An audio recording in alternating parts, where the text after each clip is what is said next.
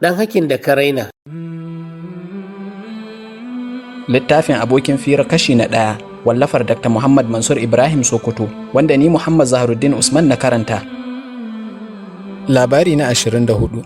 Ɗan hakin da ka raina shi ke tsone ma ido. Wani dattijo ne kuma malami yake tare da ɗalibansa. Akwai kuma masu yi masa hidima su 3, kowannensu gwargwadon iyawarsa da ƙoƙarinsa. Wata rana malamin ya kwanta ciwo sai ya yi wasici. Kasancewa baya da ɗa, ya ce a bayar da rabin dukiyarsa ga babban hadiminsa Manu, sa'an nan kashi 1 cikin 3 a baiwa hadiminsa na 2 Habu, ya ce kuma kashi 1 cikin 9 a baiwa ƙaramin hadiminsa Ado.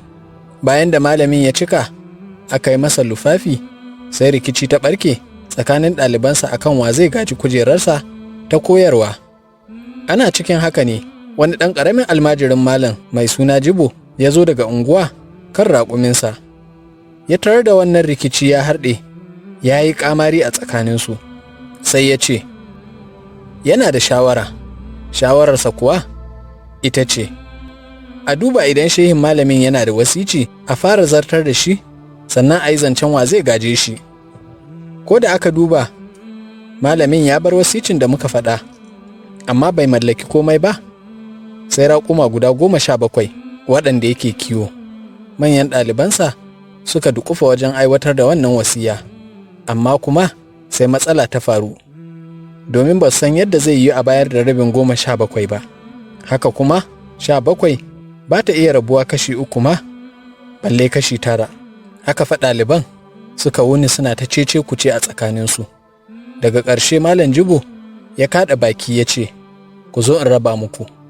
Nan take ya ɗauki raƙuminsa ya haɗa da raƙuman malam guda 17 suka zama 18 kenan. Sai ya kira Manu ya ce ka ɗauki rabinsu, sai ya tafi da 9.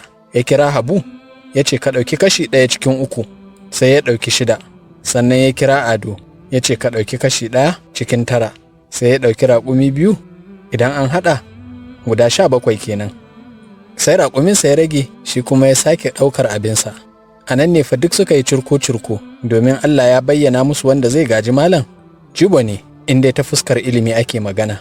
Don haka suka yanke shawara, suka ɗora shi kan kujeran malam ya ci gaba da basu karatu. Darasi: ɗan hakin da ka raina shi ke tsone ma ido, ba a ƙaryar ilimi.